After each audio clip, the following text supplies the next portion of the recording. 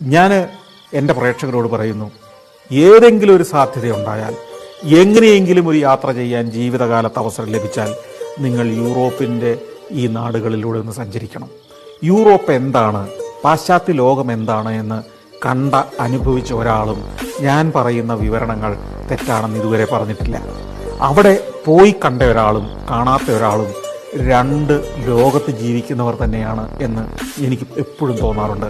യൂറോപ്പിന് പല പ്രശ്നങ്ങളും പ്രതിസന്ധികളും ഒക്കെ ഉണ്ടാവാം, പക്ഷേ ചരിത്രം, ആ ചരിത്രത്തെ സംരക്ഷിക്കുന്ന രീതി, നഗരാസൂത്രണം, പ്രൗഢി, ആഢ്യത്വം, കുലീനത്വം, മനുഷ്യരുടെ പെരുമാറ്റം, ഇതൊക്കെ ചേർന്ന ഒരു ഗാംഭീര്യം നമ്മളെ അത്ഭുതപ്പെടുത്തും.